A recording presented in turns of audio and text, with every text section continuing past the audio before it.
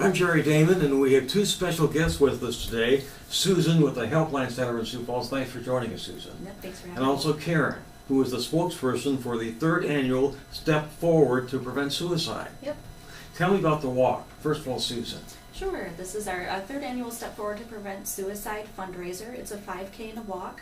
It'll be held June 21st at Falls Park with registration beginning at 8:30.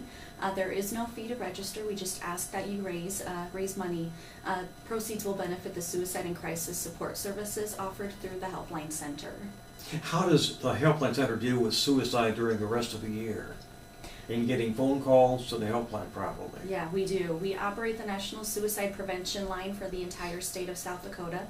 That's a number that people can call if they're having thoughts of suicide or if they're concerned about a loved one who's having thoughts.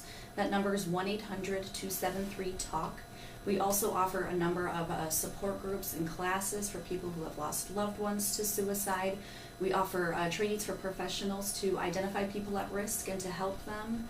And then most recently, in the last few years, we have started a crisis texting program for teens in Great. eastern South Dakota too.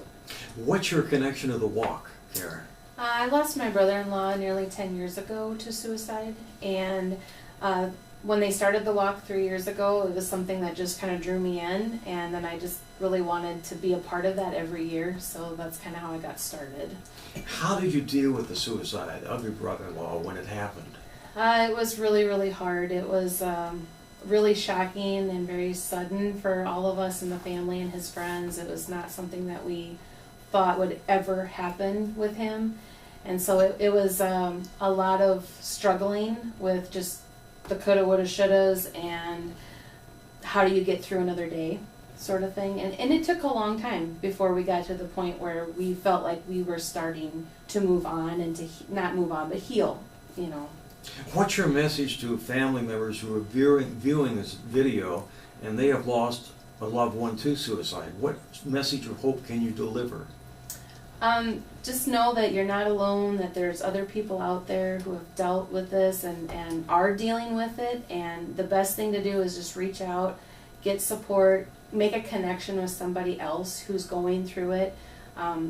It's so important to have that support of somebody who maybe outside of the family is even better, I think, because you have a little more objectiveness to your Right. grief. And the helpline offers support for people We do. going through the trauma of suicide.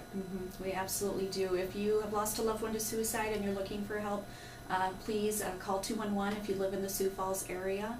Otherwise, you can call 605-274-1406. And once again, the walk is June 21st. June 21st. Yep. Susan, Karen, thank you for both Thank joining you. us today. Thank you. I'm Jerry Dahmen. The talk of Sioux Falls, 1140